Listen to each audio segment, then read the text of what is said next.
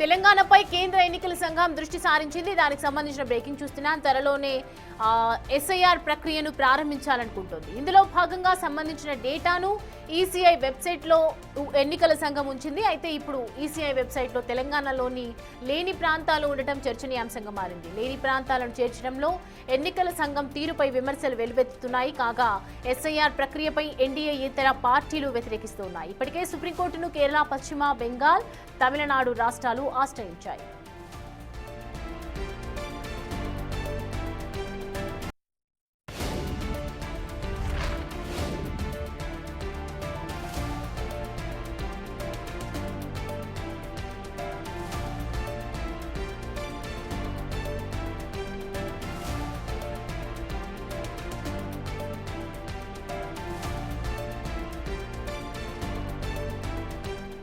SIR ప్రక్రియకు సంబంధించి కేంద్ర ఎన్నికల సంఘం డిసిషన్ తీసుకుంది. ఇప్పుడు ప్రారంభం చేయబోతున్నట్లు కూడా వెల్లడిస్తుంది. దీనికి సంబంధించి పూర్తి డీటెయిల్స్ అయితే తెలుసుకుందాం. మా ప్రతినిధి శివ మనకి అందుబాటులో ఉన్నారు. శివ, కేంద్ర ఎన్నికల సంఘం ఒకవైపు ఎస్ఐఆర్ ప్రక్రియను కంప్లీట్ గా స్టార్ట్ చేస్తుంది. ఎంతవరకు వచ్చింది డేటా సేకరించడం అదంతా కూడా, అండ్ ఒకవైపు విమర్శలు కూడా వ్యక్తమవుతున్నాయని వింటూ ఉన్నాము. ఏంటి డీటెయిల్స్? రైట్ సౌమ్య, కేంద్ర ఎన్నికల సంఘం తెలంగాణ పైన దృష్టి సారించింది. దానిలో భాగంగానే ఎస్ఐఆర్ పైన త్వరలోనే తెలంగాణలో ఎస్ఐఆర్ ప్రక్రియ అనేది ప్రారంభం కాబోతుంది. దానికి సంబంధించిన అంటే తెలంగాణకు సంబంధించిన డేటాను ఈసీఐ కేంద్ర ఎన్నికల సంఘానికి సంబంధించిన వెబ్సైట్ ఏదైతే ఉంటుందో ఆ వెబ్సైట్లో డేటాను అప్డేట్ చేసింది, దాంట్లో అప్లోడ్ చేసింది. దాంట్లో ఉన్న డేటా ప్రకారం అక్కడున్న నియోజకవర్గాల్లో ఉన్న ప్రజలు మార్పులు చేర్పులను ఆన్లైన్లో చేసుకోవచ్చు అంటూ కూడా ఇప్పటికే కేంద్ర ఎన్నికల సంఘం తెలియజేసింది. అంటే ఇప్పటికే మొదటి దశలో భాగంగా బీహార్లో ఎస్ఐఆర్ ప్రక్రియ, స్పెషల్ ఇంటెన్సివ్ రివిజన్ ప్రక్రియ ముగిసింది. దాన్ని అందరూ కూడా వ్యతిరేకించారు. దాన్ని వ్యతిరేకించే విధంగా కూడా అందరూ ప్రజలకు వెళ్ళి దానికి సంబంధించి ఎస్ఐఆర్ ప్రక్రియ వల్ల ఎటువంటి నష్టం జరుగుతుంది అనేది కూడా రాహుల్ గాంధీ బీహార్లో ఓటర్ అధికార యాత్ర కూడా చేపట్టారు. 16 రోజుల పాటు 21 జిల్లాల్లో 1300 కిలోమీటర్లకు పైగా కూడా యాత్రను చేపట్టారు. అక్కడ మొదటి దశ ప్రక్రియ విజయవంతంగా ముగిసినట్టు కూడా కేంద్ర ఎన్నికల సంఘం ప్రధాన అధికారి జ్ఞానేష్ కుమార్ తెలియజేశారు. తర్వాత రెండవ దశ ప్రక్రియలో భాగంగా ఇప్పుడు రెండో విడత కొనసాగుతోంది.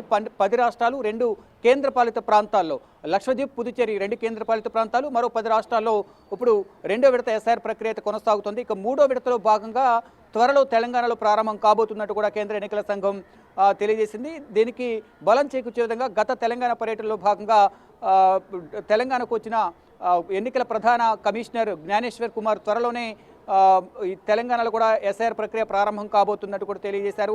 వీలైనంత త్వరగా దీనికి సంబంధించి ప్రక్రియను పూర్తి చేస్తామంటూ కూడా జ్ఞానేష్ కుమార్ తెలియజేశారు. అయితే ఈ ఎన్నికల ప్రక్రియకు సంబంధించి అంటే ఇప్పుడు 2026లో అసెంబ్లీ ఎన్నికలు రాబోతున్న నేపథ్యంలో ఇప్పుడు రెండో విడతలో భాగంగా 10 రాష్ట్రాలు, 2 కేంద్ర ప్రాంతాలు, వీటిలో 5 రాష్ట్రాల్లో ఎన్నికలు రాబోతున్నాయి 2026లో. ఆ 5 రాష్ట్రాలకు సంబంధించిన డేటాను ముందు కంప్లీట్ చేస్తారు. ఇటు గుజరాత్ కానీ ఇతర రాష్ట్రాల్లో కూడా ఈ ప్రక్రియ అనేది కొనసాగుతుంది. ఉత్తరప్రదేశ్, రాజస్థాన్, మధ్యప్రదేశ్ రాష్ట్రాల్లో ఎస్ఐఆర్ ప్రక్రియ కొనసాగుతుంది. అయితే 2026లో తమిళనాడు, పశ్చిమ బెంగాల్, పుదుచ్చేరి, మరోవైపు పశ్చిమ బెంగాల్, పుదుచ్చేరి, ఇతర రాష్ట్రాల్లో ఈ ఎన్నికలు, అస్సాం రాష్ట్రాల్లో ఎన్నికలు రాబోతున్నాయి. ఈ 5 రాష్ట్రాలు ఎన్నికలు వస్తున్న నేపథ్యంలో దానికి సంబంధించి ప్రధానంగా ప్రక్రియ ముందు కంప్లీట్ చేసి 2026 నాటికి డేటాను అందుబాటులో తీసుకురాబోతుంది కేంద్ర ఎన్నికల సంఘం. ఇక ఎస్ఐఆర్కి సంబంధించి తెలంగాణలో కూడా ప్రక్రియ ప్రారంభం కాబోతున్నట్లుగా కేంద్ర ఎన్నికల సంఘం ప్రధాన కమిషనర్ జ్ఞానేష్ కుమార్ తెలియజేస్తారు. అయితే తెలంగాణకు సంబంధించిన డేటాకు సంబంధించి లేని పేర్లను వెబ్సైట్లో పొందుపరిచిన నేపథ్యంలో ఇప్పటికే విమర్శలు వినిపిస్తున్నాయి. అంటే అక్కడ లేని పేర్లను ప్రధానంగా గతంలో కూడా బీహార్ ఎన్నికల సమయంలో కానీ, మరోవైపు ఇతర రాష్ట్రాల్లో కూడా ఎన్నికలు జరిగిన సమయంలో కేంద్ర ఎన్నికల సంఘం కేంద్ర ప్రభుత్వంతో సమన్వయం చేసుకుని వారికి మద్దతుగా వారు ఎన్నికల ప్రక్రియను నిర్వహించారు. ఎస్ఐఆర్ ప్రక్రియ దీనిలో భాగంగానే ప్రతిపక్షాల ఓట్లను తొలగించారు.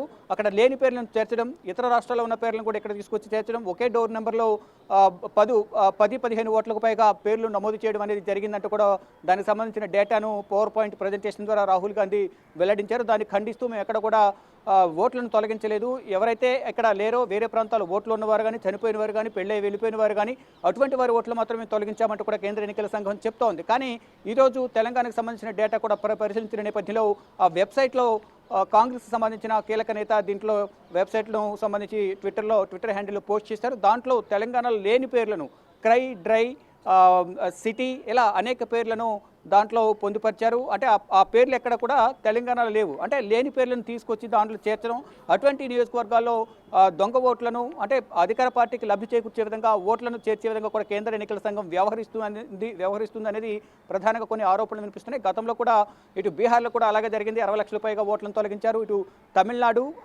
మరోవైపు పశ్చిమ బెంగాల్, కేరళ రాష్ట్రాలు ఇప్పటికే సుప్రీంకోర్టును ఆశ్రయించాయి. ఈ 3 రాష్ట్రాలు కూడా ఇక్కడ ఎన్నికల ప్రక్రియను ఎస్ఐఆర్ ప్రక్రియను నిలిపివేయాలి. ఇక్కడ అవకతవకలు జరుగుతున్నాయి. కేంద్ర ప్రభుత్వానికి అనుకూలంగా కేంద్ర ఎన్నికల సంఘం వ్యవహరిస్తుంది. దీని ద్వారా విపక్ష పార్టీలకు అంటే ఎన్డీయేతర పార్టీలకు నష్టం జరుగుతుంది అనేది ప్రధానంగా విపక్ష పార్టీలన్నీ కూడా వ్యతిరేకిస్తున్నాయి. మరి ముఖ్యంగా కాంగ్రెస్ పార్టీ అగ్రనేత రాహుల్ గాంధీ కూడా దీనికి సంబంధించి అనేక సార్లు ప్రశ్నలు లేవనెత్తారు. పార్లమెంట్ వేదికకు కూడా దీనికి సంబంధించి ప్రశ్నలు లేవనెత్తారు. దీనిపై చర్చ చేపట్టాలని కూడా తెలియజేశారు. దీనికి సంబంధించి కేంద్ర ఎన్నికల సంఘం అలాగే రాహుల్ గాంధీకి సంబంధించి పలుమార్లు పవర్ పాయింట్ ప్రదర్శనలు కానీ విమర్శలు ప్రతి విమర్శలు కూడా జరిగాయి. అయితే ఇప్పుడు తెలంగాణ విషయానికి వస్తే తెలంగాణలో కూడా ఇదే విధంగా వ్యవహరించే అవకాశం ఉంది. అందరూ అప్రమత్తంగా ఉండాలి అనేది కూడా కాంగ్రెస్ భావిస్తోంది. అంటే ఇటీవల తెలంగాణ పర్యటనలో భాగంగా ఈ 3వ విడత అదే తదుపరి ఎస్ఐఆర్ ప్రక్రియ తెలంగాణలోనే ప్రారంభం కాబోతుంది. అంటే ప్రజెంట్ 2వ విడత కొనసాగుతుంది. 3వ విడతలో భాగంగా మిగిలిన రాష్ట్రాలు ఏవైతే ఉన్నాయో ఆ రాష్ట్రాలతో పాటు తెలంగాణలో కూడా ఎస్ఐఆర్ ప్రక్రియ అనేది స్పెషల్ ఇంటెన్సివ్ రివిజన్ ప్రక్రియని ప్రారంభం కాబోతుంది. కాబట్టి తెలంగాణలో ఏ విధంగా జరగబోతుంది, కానీ అందరూ కూడా అప్రమత్తంగా ఉండాలి అనేది ప్రధానంగా కాంగ్రెస్ నేతలు భావిస్తున్నారు. చూడాలి మరి ప్రజలుగా ఏం జరగబోతుంది. తెలంగాణ ఎస్ఐఆర్ ప్రక్రియలో భాగంగా ఉన్న ఓట్లను తొలగిస్తారా, లేకపోతే లేని పేర్లను నియోజకవర్గాలకు సంబంధించిన ప్రాంతాల పేర్లను అక్కడ చేర్చుకునే పరిస్థితి కనిపిస్తుంది. ఇప్పుడు ప్రతి ఒక్కరు కూడా కాంగ్రెస్ సంబంధించిన నేతలందరూ కూడా వెబ్సైట్ను పరిశీలిస్తూ ఉన్నారు. దాంట్లో లేని పేర్లను అంటే తెలంగాణలో లేని ప్రాంతాల పేర్లను చేర్చడం పట్ల అందరూ అభ్యంతరం వ్యక్తం చేస్తున్నారు. కేంద్ర ఎన్నికల సంఘం పైన విమర్శలు చేస్తూ ఉన్నారు. Soumya. Right Shiva, thanks for the updates.